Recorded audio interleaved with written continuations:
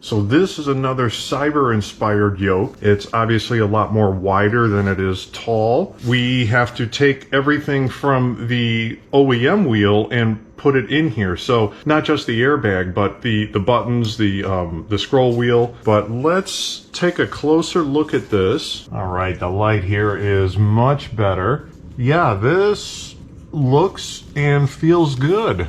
Everything is very even. Stitching is even, no threads hanging out anywhere strange. The leather is also very even. Feels good. This is very OEM. So this is for the Highland 3 right now. I don't know if it's going to be available for the Juniper, if it is already or not. Yeah, looks good. Let's get this sucker on the car. Both of these are nice. So this is going to help remove the airbag. We'll go through that during installation. And this will help remove the plugs. In my experience, one of them comes off easy and the other one, it's always a little bit of a pain to push the two things in and pull it out. It just doesn't want to come out easily. The other plug seems to come out pretty easy though. Anyway, yeah, this is nice. Okay, first thing I want to do is compare the size of my Highland. Actually, I've got a Highland Model 3 Performance with this new Cyber yoke. Keep in mind this, again, this comes from the Performance Model 3. I'm assuming the steering wheel is the same. These are just overlays. The real carbon fiber overlays. They just, you know, slip into place. And I've had these for, I don't know, it's been maybe over a year now, and these are holding up really nicely. I'll have links below because, you know, they look pretty good, especially for the money. Anyway, that's aside. I want to compare the size difference because these Cyber yokes tend to be a little bit wider. All yokes tend to be a little bit wider. So let me try to line these up and see where we are.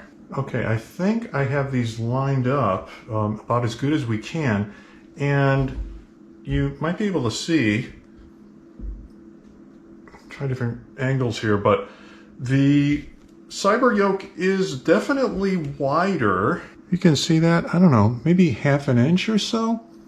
It's hard to line these up like super accurately. So we got half an inch overall width difference, so you know, 1/4 inch per side. Assuming I have this lined up correctly, we can see that this bottom is going to be sticking out just like a little bit, not a ton, but otherwise it captures pretty much the same curve until we hit that point and then at the top. And then you can see here too, you know, how much it chops off on the top. So yeah, not substantially wider. At the bottom, that's where you run into those strange issues with yokes where the wheel comes down so far, it tends to hit your knee. You know, you have to raise the steering wheel up, which actually, in my opinion, with all various different yokes, it's not a big deal to raise it because there's so much less of the steering wheel. You raise it up, it doesn't cut into the view, and it doesn't feel substantially different when you're driving, like, oh my god, the wheel is just like way too high.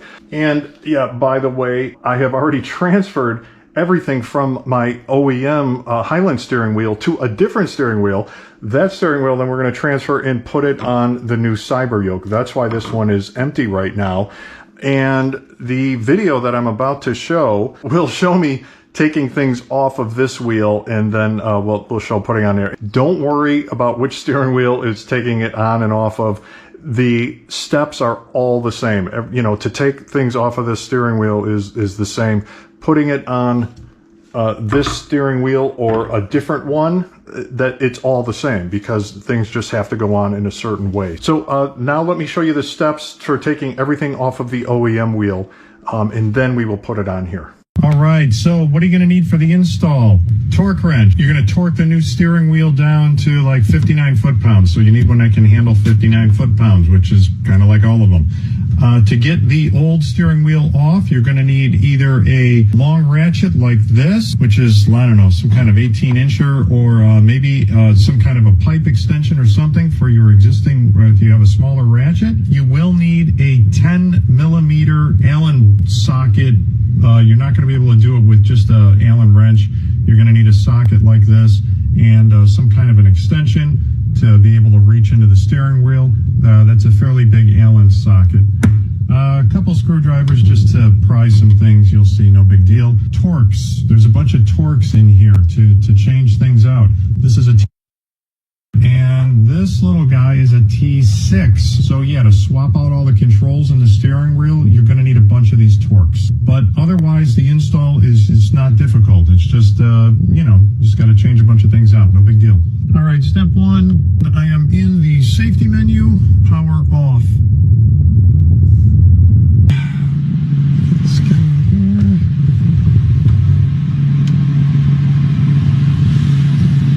Pushing in, nothing happening. You can feel the tabs.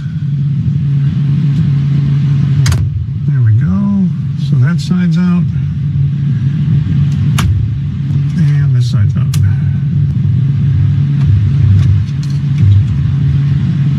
Ooh. All right. So here are the posts I was talking about that were being held in by those tabs. And now I need to unplug this yellow plug.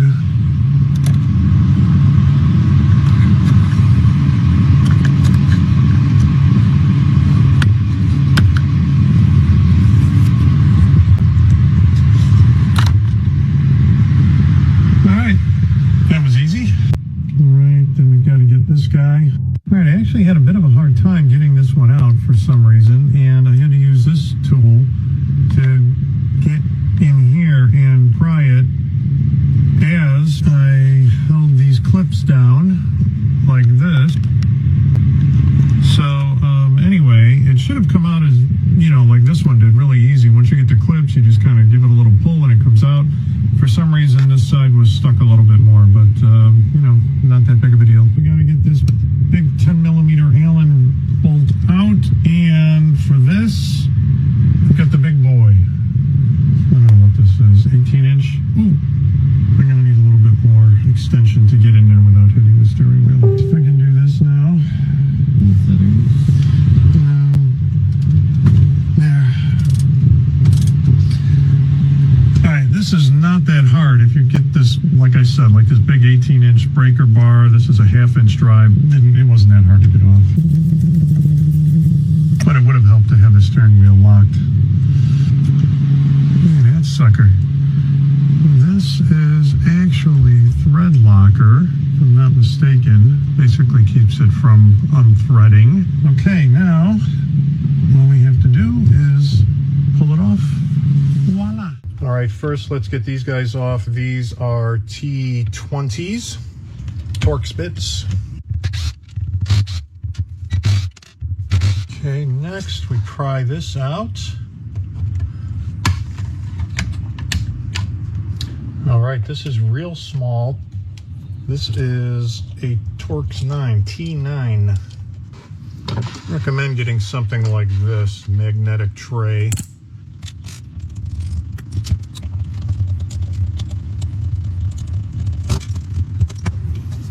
That sucker just dropped right out.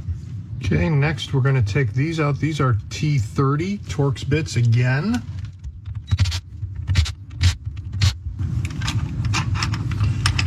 Okay, let's unplug this.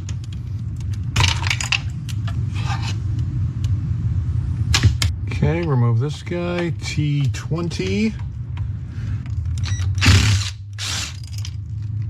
Okay, and then there's some real small screws here again, T9s. Another clip here, but this comes out there, and let's see how much of this comes apart.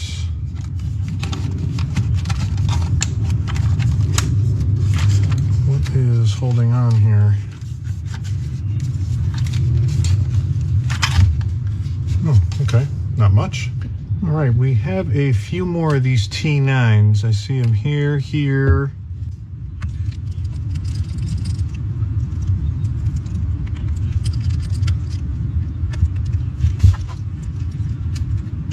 Look out of the way.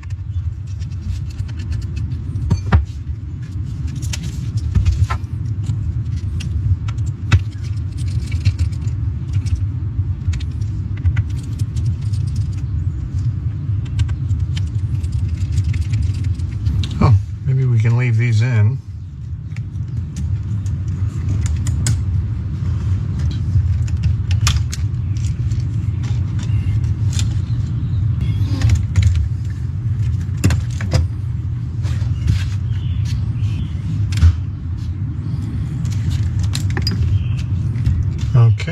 we just unplug these. Okay, these need to be unplugged, and a little bump there grabs in there, so I just put a very slim screwdriver in there and pulled it out. This side here. Okay, wow, stripped. Now all we have to do is put everything back. All right, let's get this cyber yoke equipped, and we're just going to reverse what we just did. And let's push this back on. Let's hold that in. If you happen to mix up screws, these screws, there's two different types of T9 screws, and this one is like a coarse thread, and that's what we're using here.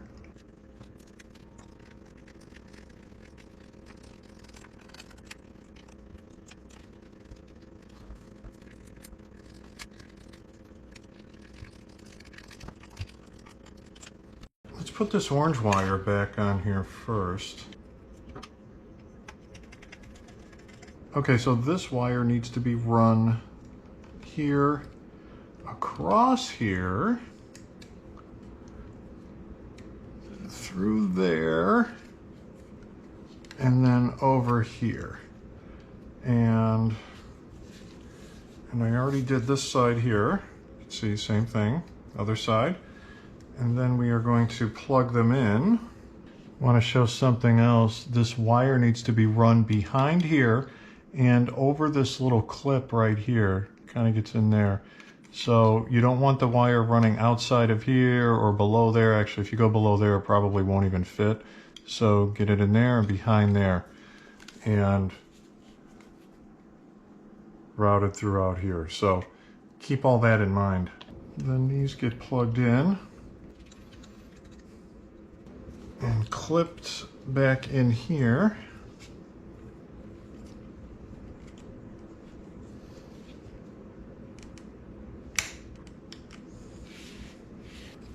Same for this side.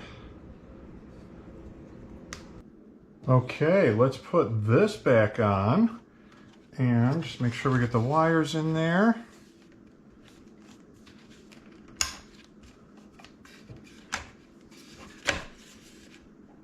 Kind of make sure everything is lining up properly. Whoa, whoa, whoa. Okay. Got some pieces of leather. Want to make sure those get tucked in. That's obvious. And then you want to make sure none of these wires are in the way. A lot of this is obvious, but when you're pushing this down, you really want to double check everything.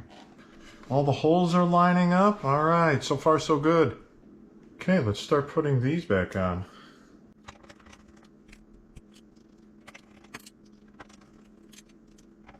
Let's put this back on. Oh yeah, fits nicely.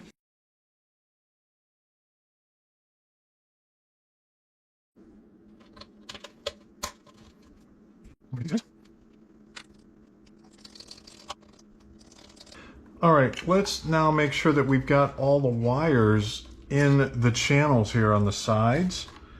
All right, not sure if you can see all that, but now everything's tucked in. And you want to make sure that you keep the wires where they should be, okay? Things can't be hanging out anywhere because you will not have enough room. Okay, now we put this back in.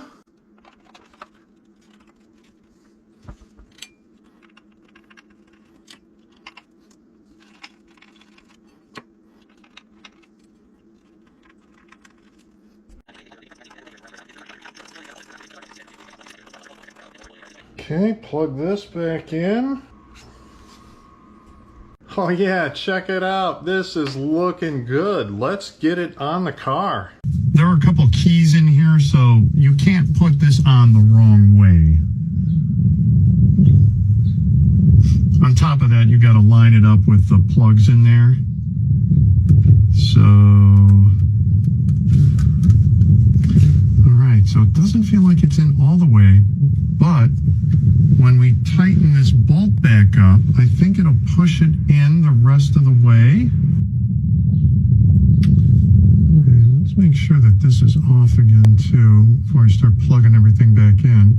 Every time you get out and back in the car and sit down, it turns everything back on.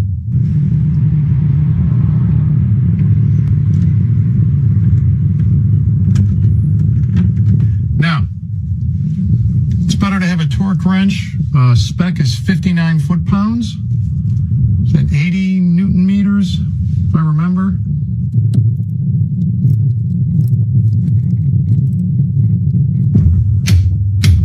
Okay. There we go. 59, all right. Now we are done with that. And all we have to do now is plug this back in. Oh, of course the car powered back up. Sometimes you just shift your weight in the car and it powers back up. Okay, plug these guys back in.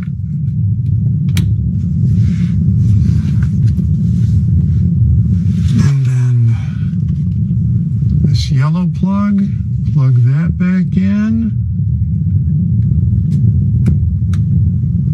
Okay, and then we've just got to line up these 3 pins.